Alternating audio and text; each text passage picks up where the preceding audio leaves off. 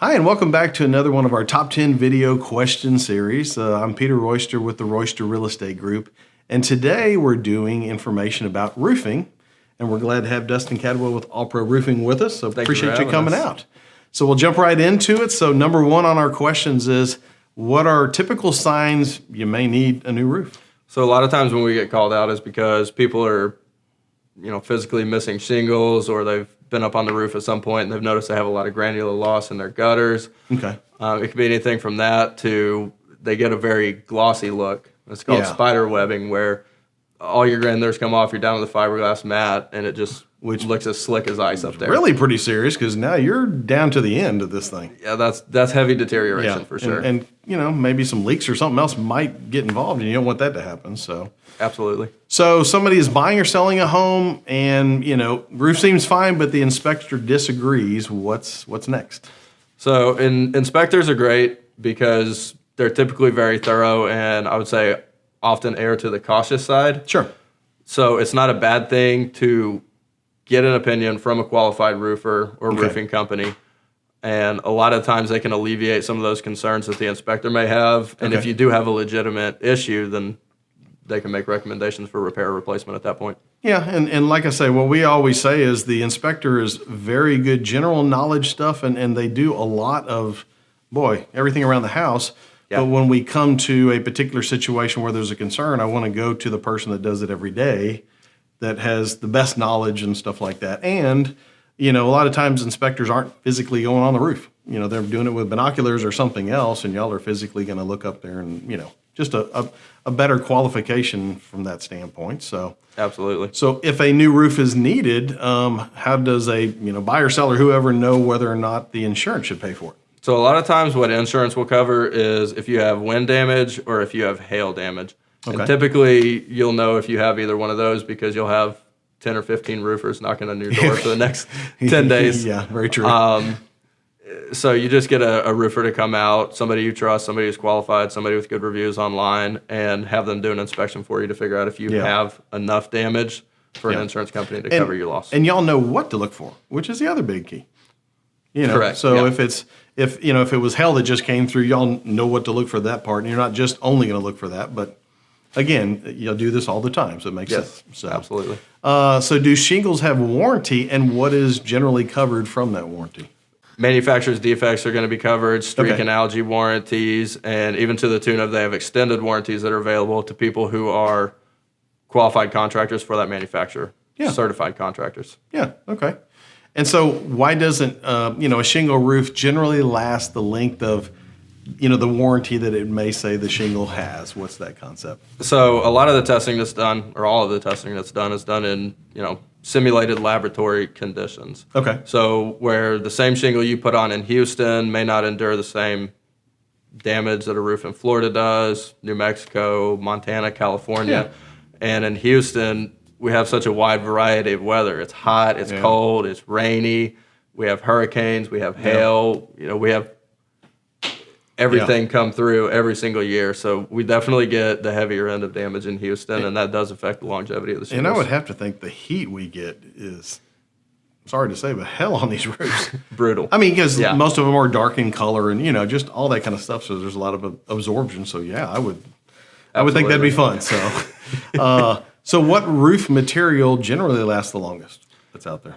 As far as longevity, metal pretty much outplays everything. Yeah. Okay. And the only good or bad there is a lot of times you're not able to just slap a metal roof on a house in the middle of a residential area. There's going to be some deed restrictions, but just interesting to know. Unfortunately, yeah. Yeah. So do roofers ever install, over an existing roof, a new roof over existing? I have unfortunately seen roofers in Houston install roofs over other roofs. Yeah. And there's two problems with that. First being that the structure wasn't really created to carry that much weight. Yeah. The second being, if you just put a new roof over old shingles, you don't know what kind of damage you really had on the underside of the original roof. So you're really just putting a Band-Aid on a really bad wound. Yeah, and the sad part is, man, you could be covering up something that could get bad, fast. And talking about the weight stuff, just go pick up one of, a square of shingles and go, that's just one. Yeah, That's not the whole thing, you know. So yeah, it's definitely a lot. absolutely. So what do y'all do with the debris from, you know, doing an old roof or you know, from the old roof, I should say? So a lot of times the material that we take off the roof, we take to recycling areas in Houston, cool. And there are facilities that deal specifically with construction materials. Some people take their materials to dumps, and some people dump them in the back of your neighborhood. Yeah. Well, and I'm glad there's maybe some recycling options. Vicki and I are big time recyclers because we know at some point we're going to run out of space, so it's important. Absolutely. So, so number 9 on the list: will installing a new roof add value to a home? And I'll kind of quickly jump in just to say it definitely does in a lot of different ways.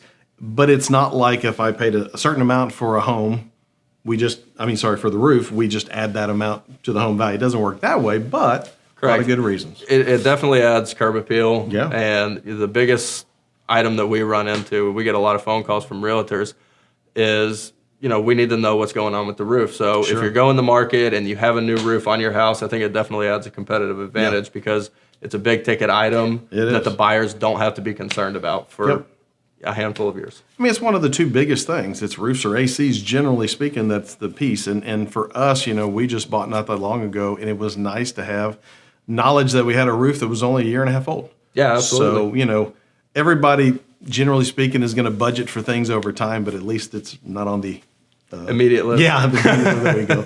And so number 10, so what is the difference between an architectural roof and a 3-tab roof? And so for a lot of folks, if you don't know what we're talking about, may need to, you know, search, Google search or whatever, but the architectural is, you know, a more of a multi-level versus 3-tab, but I'll let you. Correct. And it's a lot heavier shingle. They have a lot higher wind resistance, and they have a lot better warranty options going forward. Yeah, and I think what I've seen is 3-tabs, you correct me if I'm wrong, maybe 15 to 20 year tops, I think, ish, and then a lot of these architecturals get into the 20 to 30 and, you know, even sometimes further. But yeah, generally what we see, 3-tab roofs are rated at 20 to 25 years, and on average, I'd say we see a lifespan of 13 to 15 years on most 3-tab roofs. Yeah. Architectural roofs are usually rated at 30 years, and we see those starting to come in and take pretty significant wear around the 23, 25-year mark. And a lot of it is also, you know, kind of daily maintenance, or not daily, but, you know, just keeping up with stuff. So if you got tree branches that are rubbing against it or things like that, it's really trying to kind of keep an eye on those kind of things because that can damage a roof really quickly. Yeah, absolutely. So, and the one thing that we push for all of our customers is to have a annual inspection done just to make sure all your flashing is intact, your shingles are good, it's not deteriorating, and you do have, you know, trees pulled back off and nothing that's going to cause immediate damage that you may or may not be paying attention to. Well, we hope you enjoyed this version on roofing. We appreciate Dustin for taking the time to come out and talk with us on it. Thank you for having us. There will be information at the end of this video that will have, you know, kind of both of our contact information. So if you've got other questions to get a hold of us or need a new roof, there you go. And like I say, if there are other top 10 question ideas you'd like for us to do, please contact us. We enjoy doing them. We're trying to get some good educational type stuff out there, and we hope it's making a difference. Thanks for watching.